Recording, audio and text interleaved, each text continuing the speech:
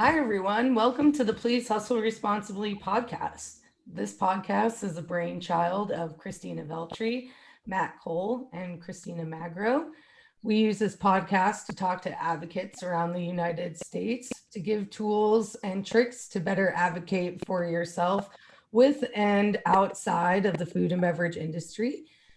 Today, we are talking to Dr. Troy, which is very exciting. It is May, and that means it's Mental Health Awareness Month. But for us at support staff, that feels like every day. So we are using May to help destigmatize the notions around cannabis, just very similar to mental health care. So we're having different guests for the month of May on to talk about alternative forms of treatment. But before we get into that, I would like to check in with Christina Veltri. Christina, how are you doing today? I'm doing well. Just, ready for summer, getting back into the swing of working full time and trying to maintain that work-life balance that we've been focusing on for the last year. Dr. Troy, how are you doing? I'm well today. Thanks for asking. I just got back from vacation, so I am like, do I want to get back to real life yet? That's always the hard part about coming back, getting back to real life. Where did you go on vacation? My husband and I went to Maui, so yeah, it was That sounds wonderful. so nice. It was much needed. Yeah, the sunshine does amazing things. It was about like 80 degrees in Chicago yesterday, and I feel like that was a game changer just to get outside, Yes. feel some vitamin D. So it was nice. And then there's today where it's cloudy and gloomy, but you can't appreciate the sunshine without the rain. So there you go. I think that's a very good analogy. Dr. Troy, I think we're going to jump right into things. So today we're talking to Dr. Troy. And before we get into the nitty gritty, do you mind telling us a little bit about yourself? Sure. So I'm Dr. Troy. I am originally from Baltimore, Maryland. I currently I'm in Chicago. I came to Chicago in 2012 for residency. Prior to that, like I said, I grew up in Baltimore. I went to boarding school in Baltimore. So that was a pretty unique experience, in all girls boarding school that I really enjoyed. Gave me a lot of tools and insight and just opened my eyes to different worlds, being from the inner city of Baltimore. And then I went to college in New Orleans. I went to Xavier University of Louisiana.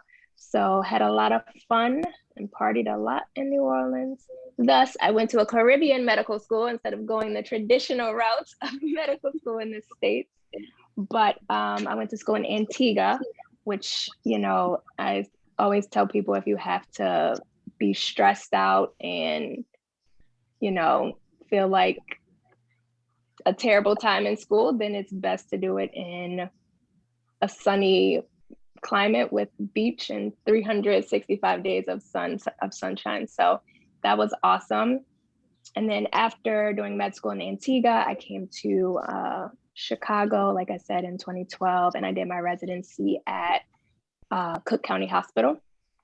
And so I was there. I was in the primary care program because I really wanted to be able to focus on underserved populations, people that were on the margins, didn't necessarily like going to the doctor, or just didn't have the time or the resources to be as invested in their own healthcare and understanding with a person like myself, because I feel like I'm pretty down to earth, that they would feel comfortable. So that was my goal. I got married in 2013 to my husband. I've known him since I was like 5 years old, so that was fun. So he's been my support system throughout this entire process. when I graduated in 2015 from residency, and then I started working like in the real world as what everybody would consider a real doctor, working in primary care for a pretty big organization in the Chicagoland. Now they've taken over all of Illinois. But it wasn't a good fit for me. And so my mental health really suffered at that company. At the time, I did not know that I was depressed or had anxiety, but I had a pretty intense breakdown and just like a panic attack one day at work. And it really, allowed me to focus in on what was important to me and realizing that, I got a therapist and she's like, you're killing yourself for this job. And what's for what, are they doing anything to help you? And so it really helped me shift my focus. And I know we didn't really ask this, but like that's how I got into cannabis, because I started consuming cannabis around that same time because it made me feel like myself. It helped me start to do the things that I enjoyed again.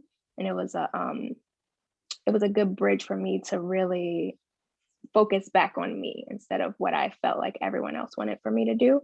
So I left there in 2018. And since then I have been working in cannabis. And I also, as my 9 to 5 that pays the bills, work in nursing homes. So that's tough, but also joyous because I get to help people still who are marginalized in a way, who don't have access to as much, but I know that they're receiving quality care from myself. So that's my journey. Oh, and I have a dog, a little Charlie dog. Oh, what kind of dog? He is a Bichon and Poodle mix. So he's adorable. Yeah, he's 13 though, so he's getting old. So I wanted to touch on something you said when you were going through that in your previous job, and then you started using cannabis in that time. Did somebody recommend cannabis to you, or how did you find that outlet? My husband was in grad school at the time, so he was getting his master's, and he had a friend who was actually a medical cannabis patient. And so by meeting that person, I started finding out about medical cannabis, and how things go. You just try things. People have stuff, you try it. Because I didn't know, I'm not buying nothing off the street. I'm like, not that girl. That is not my ministry. I'm like the square who's like, wait, what? How much does this cost? What? So I got it from a friend who was a medical patient at the time. And then I started having patients come into the clinic asking about it. And so I was like, wait, what's going on here? So I started doing my own research. And from that, I was able to, because I was always interested in mental health. And as a primary care doctor, I just kind of self-treated a little bit and figured out what regimen worked best for me. So when you're going in and specializing in cannabis treatments, like what do those treatments look like? Yeah, so it really, for me, it depends on the condition that the person is trying to alleviate. So, for example, in Illinois, all states are different, but in Illinois specifically, which is what I'm familiar with, is there's about 40 or 45 medical conditions that are qualifying diagnoses. So if you have one of these 45 conditions, then you qualify to get a medical cannabis card, which is like, kind of think of it like a prescription card for cannabis when you go to the dispensary. Now that Illinois is legal for adult use, so pretty much any adult over the age of 21 can go into the dispensary. It's a little bit different, but for example, persons with migraines, so let's say somebody has a lot of stress, they often get migraines, or just migraines are hereditary. I've learned over time and just through research that incorporating CBD and THC products into a regimen, like whether it be daily or just a couple times a week, really helps reduce migraines. So my patients have been able to come off of migraine medication. And some people have not had migraines in like six or 8 months, just based off of the treatments that, or the regimen that I recommended for them. For us, like PTSD is a diagnosis, which a lot of people don't necessarily know that they have the signs or symptoms of PTSD. And, I'm not a psychiatrist or a therapist in any way, but the way that I think about PTSD is, because my therapist told me that I suffer from PTSD. And I was like, what? She's like, yeah, girl, your job traumatized you. And I was like, you're right. Every time I start, like certain things start to happen, I'll start freaking out. And if I feel like, I'll give an example. Like when I started my new job a few years ago, I was struggling to sort of keep up because it was very new for me. And I pretty much shut down. Like I just stopped working after a while. And I was like, I just can't work anymore. And so when I was talking to my therapist, she was saying that is my PTSD response, is to shut down, like overwork, get stressed out, and then completely shut down, because I was so anxious that I was going to have a similar experience as my previous job. And so it doesn't always have to look like it does in the movies. And a lot of times PTSD does not look like it looks in the movies, where, fireworks go off and you're crawling under the bed or freaking out or seeing items. It's a visceral or a emotional response to a situation that you've experienced in the past that has caused trauma, whether it's known or unknown, emotional, physical. And a lot of people experience that. And I think people who come to me and don't know that they have PTSD, one of the first questions I ask is, do you have depression? And they'll say yes. I'm like, do you have anxiety? They say yes. And I'm like, well, you probably have PTSD, because you're responding in different ways to certain instances. And so my process for PTSD treatment, or people with anxiety and depression, is using cannabis in very small doses. So low dose cannabis, like under 5 milligrams, can be what I call the happy pill treatment, or like your I call it like your happy pill. But very low dose cannabis can really provide a sense of relief, and people just feel like they can breathe, and you're able to go through and live your life and feel like your normal self, which is what most people really want to do. So if I'm listening to this and I am dealing with some mental health challenges, like what are my options when I'm trying to seek this type of treatment? Where do I start? People start a variety of different ways. So I'll talk about maybe how people sort of find me.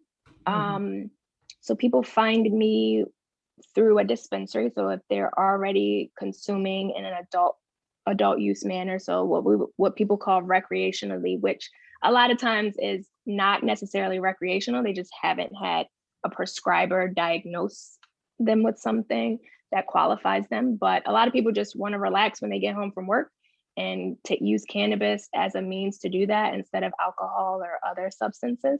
So a lot of people find me from the dispensary, because dispensaries will have a list of doctors that are like cannabis friendly doctors. Or if a person talks to their therapist or their psychiatrist, that can be another way to find out about cannabis and healthy ways of consuming, because you don't want to replace, or try to suppress trauma or issues by consuming a substance. So that's one way. And talking to a primary care doctor by having the conversation about what's going on.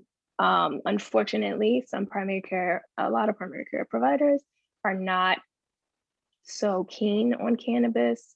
And so that's how people end up coming to me. So like whether it be word of mouth or they go to the dispensary and ask. But ideally it would come from a provider that you're already seeing, and then sort of circle back to me if they're not being helpful. Why do you think primary care physicians don't like to recommend cannabis? We don't really learn about it because I was that primary care doctor. I had 2 or 3 patients who came to me and said they wanted to try it. A woman had multiple sclerosis, qualified. She had pain. She had a lot of spasticity, meaning that she was like, her muscles were really tense and she had difficulty walking. But I said no because I didn't know enough about it, and I didn't want to feel like I was a drug dealer.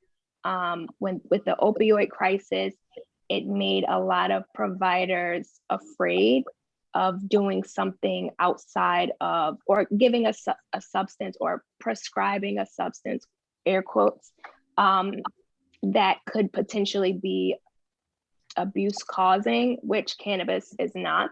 But we don't know that because you learn from the war on drugs in medical school. They teach us cannabis is a drug or marijuana is a drug. Don't use it. It has no medicinal value. And so that's what you learn. And that's the end of it. You don't get anything further. And then with research, because it is still federally illegal, there really isn't research. You can't do research that says, that has a positive outcome. You have to look at what the negative outcome is. You have to start from a negative perspective. And if the negative doesn't happen, then it's like, oh, well, this negative thing didn't happen, but we can't say that it's a good thing. So it's very backwards, but unfortunately, this is America.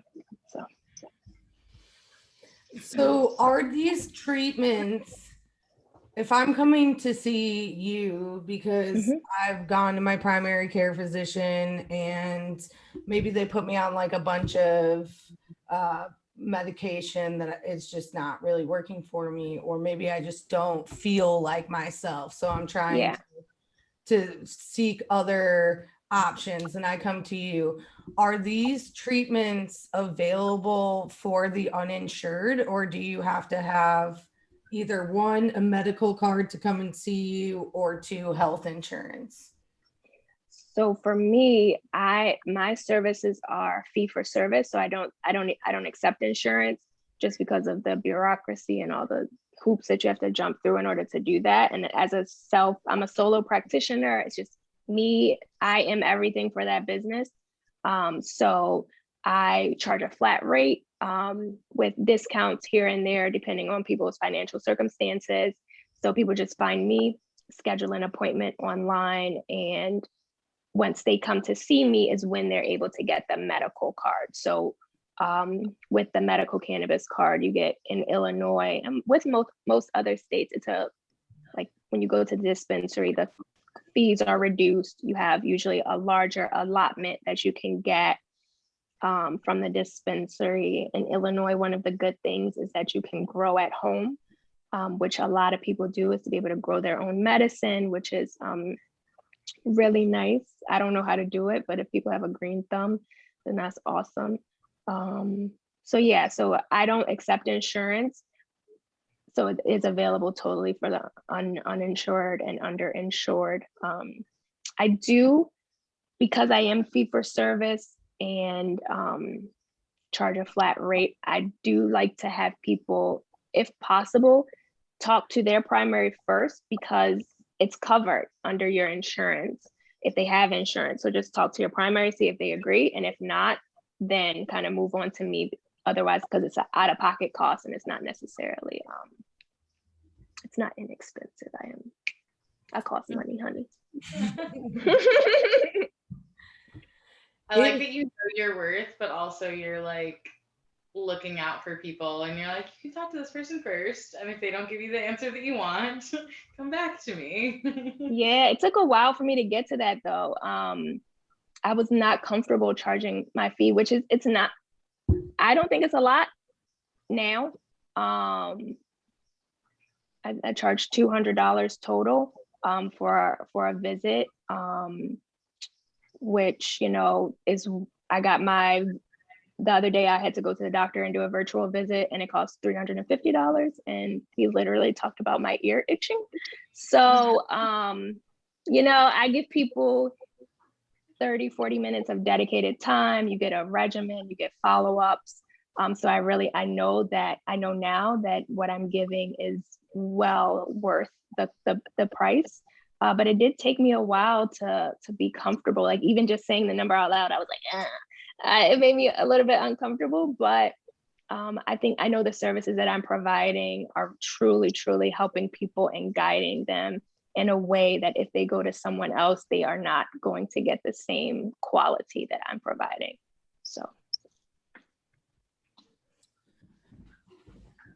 So what do you do as a provider to help remove the stigma around cannabis? Like, I'm just trying to think of my mom, for example. Yeah. Mm-hmm. Who I think, being like a little Italian woman who worries about everything, she would really benefit from cannabis, CBD usage, but Mm-hmm. she just can't get past like the stigma Drugs around mm-hmm. cannabis. So how do you help with people like that? How do you, what tools do you use to kind of convince them that that's all bullshit, pretty much? It does take time. It takes time. And there's a couple different ways to approach it. So like for your mom, I would approach it from really a CBD aspect and starting out with CBD. And so like I started my own CBD line because I know that there are people who are adverse to trying THC, and CBD does have benefits. So it would be a situation where taking gummies or drops under the tongue of straight CBD and helping her or you know, whomever realize that it helps. It may be, you know, being able to get a full night's rest, or taking the medication, the CBD in the morning, and not feeling as overwhelmed about the day-to-day tasks, which is just something that a lot of moms do anyway, especially once they get to a certain age and point in life. So that's one way that I approach people who are uncomfortable about cannabis, still can't really wrap their head around the medicinal benefits, or if they do know it, they're like, oh, that's not for me. That's not for me. I don't do that. I don't want to touch any parts of that. So CBD would be my first go-to. And then from there, some people, that's how people find me as well, is that they've tried CBD and it worked for a short period of time and they understood the benefits. And then people will say, well, CBD worked, and then now it's not working as well. So I think I need to try something a little bit more potent or something a little bit different. And that's where the THC comes in. And I help to guide how much THC to take, what the best route is. And I think a lot of people now, because of the dispensaries and the amount of big companies that are involved in cannabis, you have so many different routes or options for consumption that it doesn't just have to be smoking a joint or tobacco wrapper under a tree or in your backyard and everybody knows your business. You can take tincture, which is a liquid that goes under the tongue. You can have oil, where you put a few drops of oil on your food before you eat dinner. Edibles or gummies, or they have tablets. Like, I'm just looking at my desk of all the little things that I have sprinkled around for women. So there's so many different options. And it seems like every year companies are coming up with new and innovative ways to have people be able to consume. There's drinks, there's beverages, there's products that you can put in water. There's packets that look like the, what's those things, like crystal light packet type things that you can just dump in a beverage. Be very discreet. And they come in low doses where you don't have to feel that, you know, if you consume, you're just going to be stoned or intoxicated out of your mind, because that's a lot of people's concern as well, that they want to be functioning adults while having a good life experience. And that is what cannabis has been able to provide for a lot of people. That's incredible. And not only mentally, but how does cannabis help folks physically?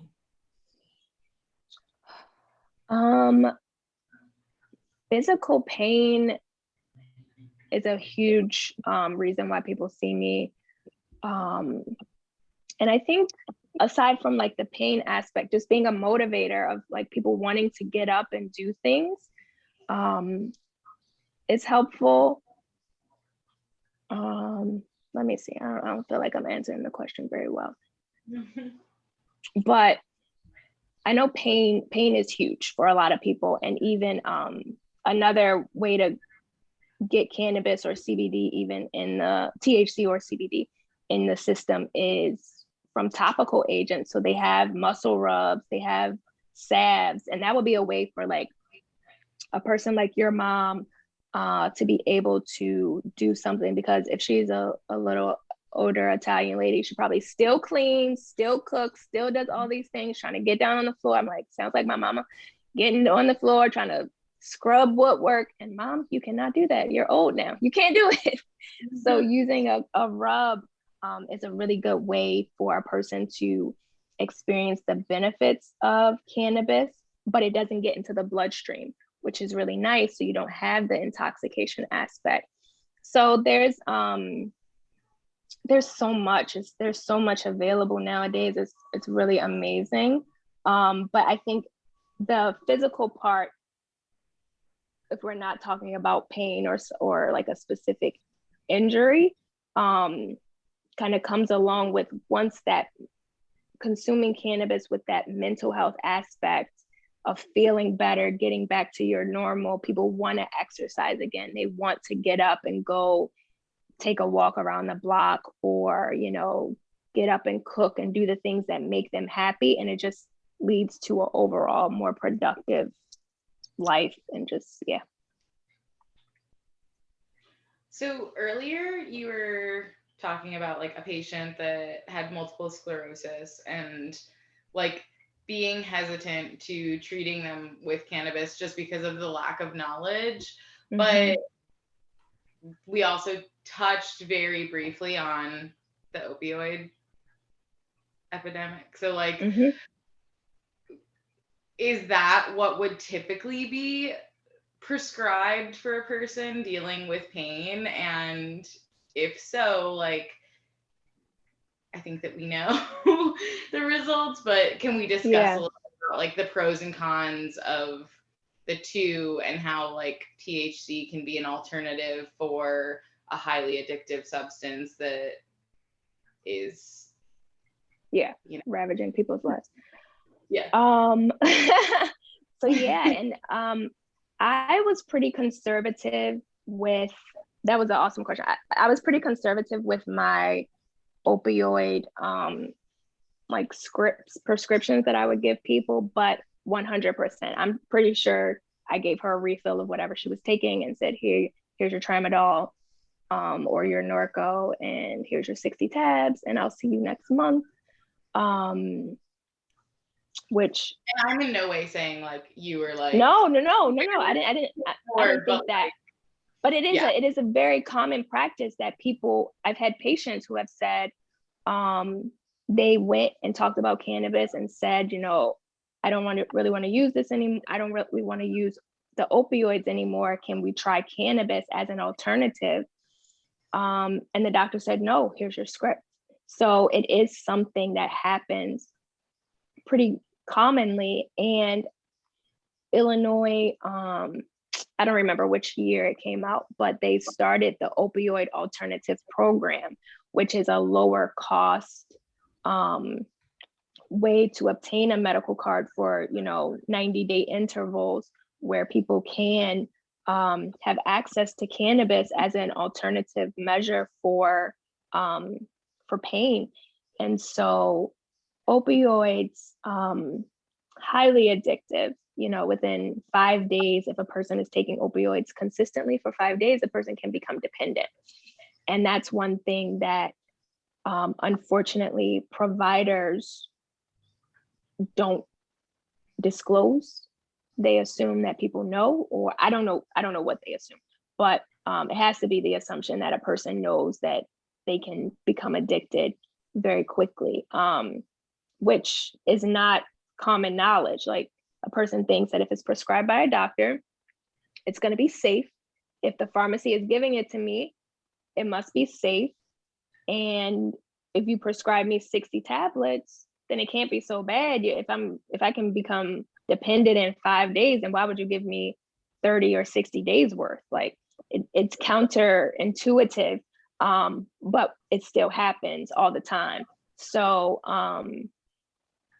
it definitely, even it's not as, or at least I'm not in the space where I see it being as bad as it was, say, 4 or 5 years ago with the opioids, but it definitely caused a lot of pain for a lot of people, just from being started on pain pills after even just like getting a tooth removed. The next thing you know, they're popping pills because it numbed whatever depression or trauma issues they had in the past. It took those thoughts away. It took that pain away.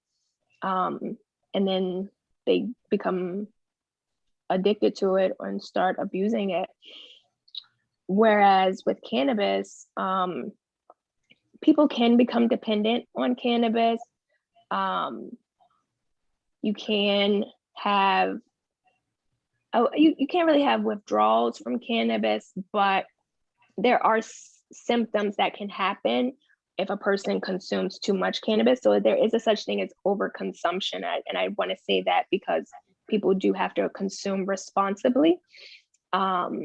Just like with anything, you can have too much water, you can eat too much food, even though we need those things to sustain us.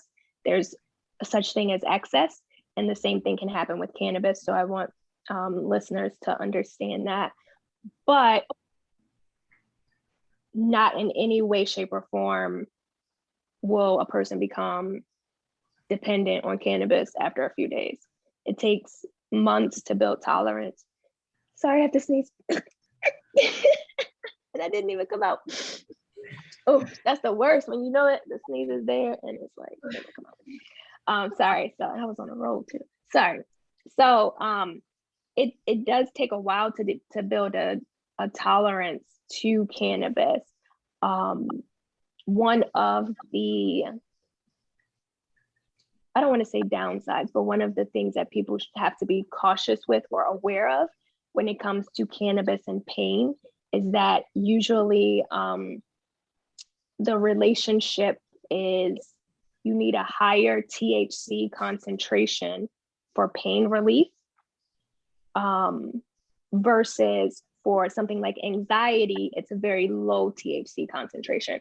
So that can be difficult for some people because you do have to sometimes consume more or at a higher dosage in order to get that pain relief.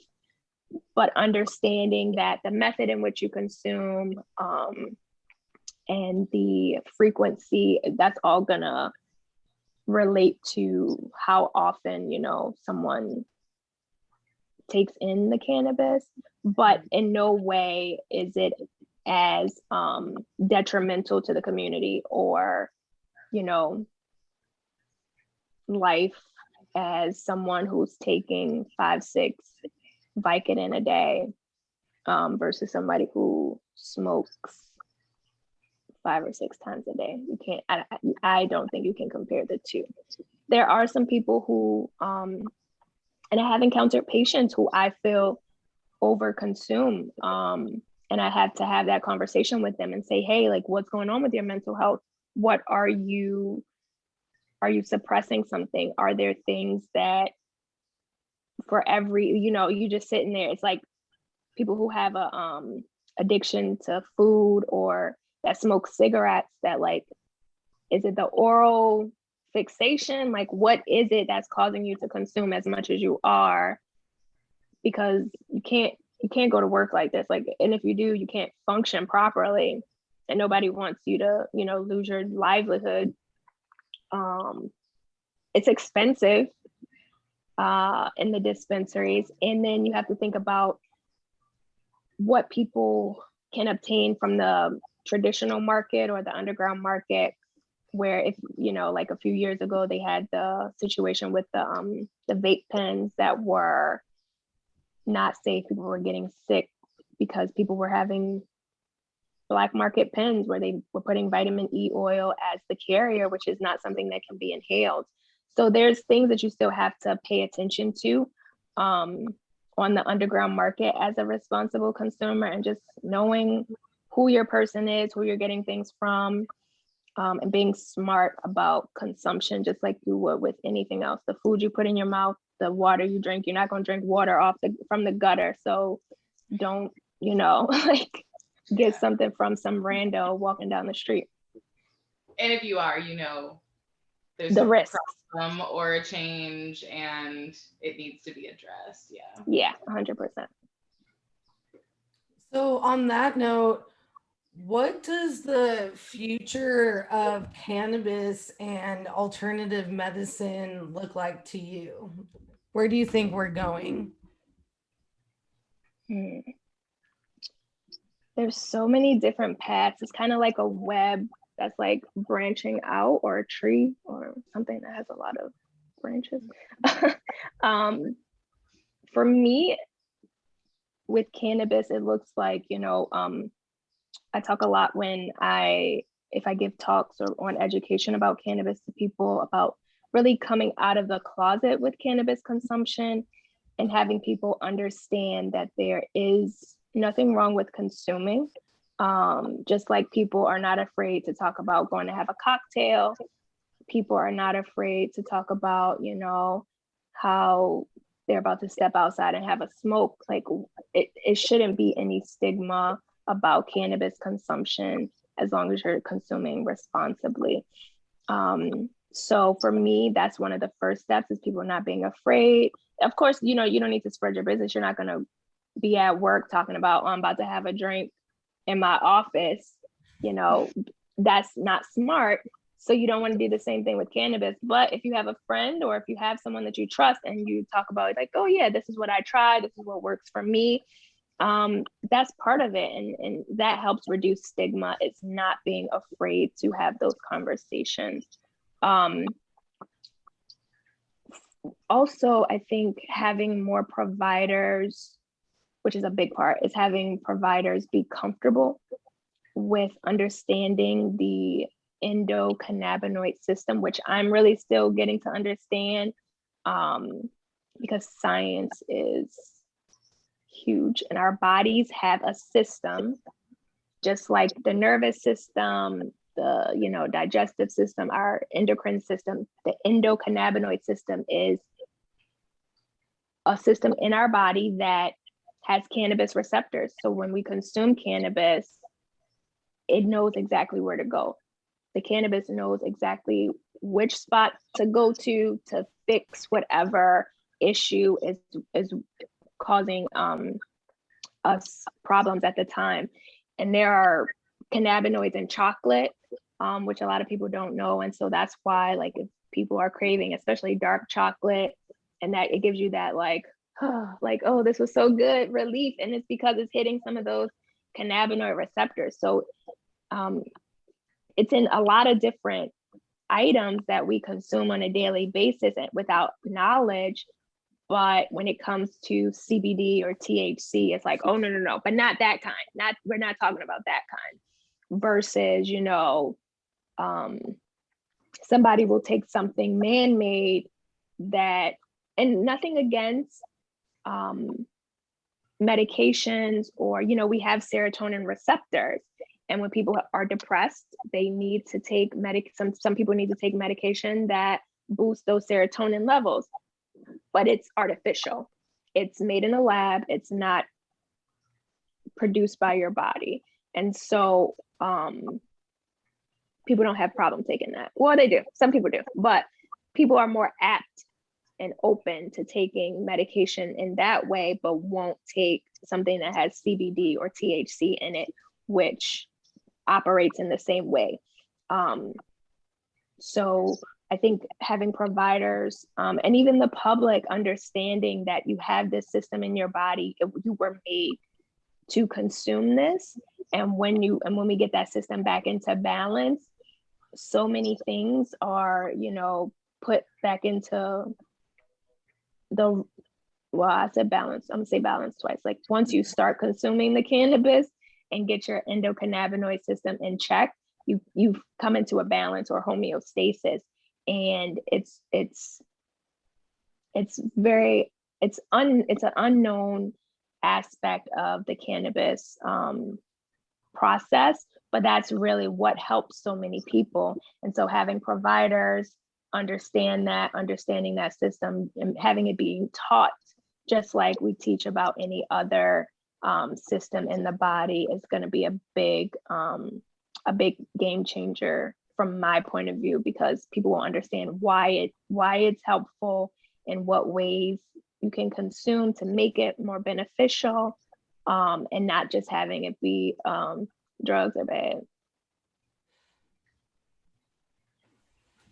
Well, Dr. Choi, I just wanted to say thank you so much for taking time out of your day to spend it with us and share all of your insights today. It's been such a pleasure.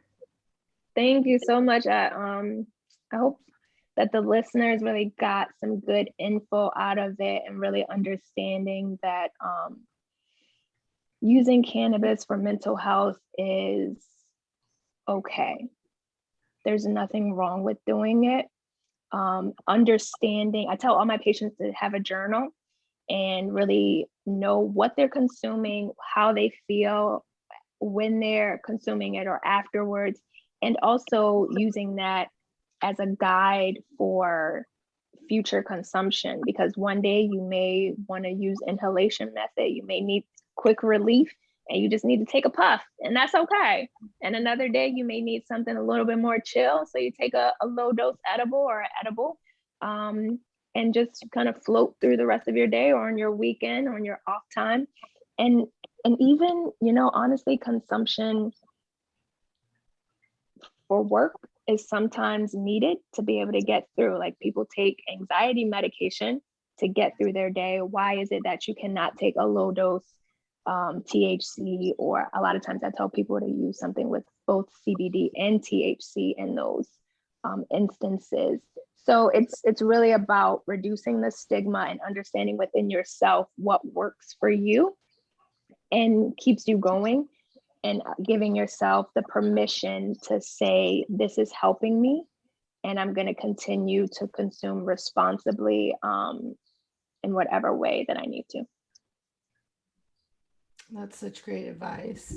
And for everyone listening, if you want any additional information or questions, please feel free to email us at info@policehustleresponsibly.org, and we will get that information over to Dr. Choi or get your questions answered. And we just want to say thank you for tuning in today. And as always, please remember to police hustle responsibly.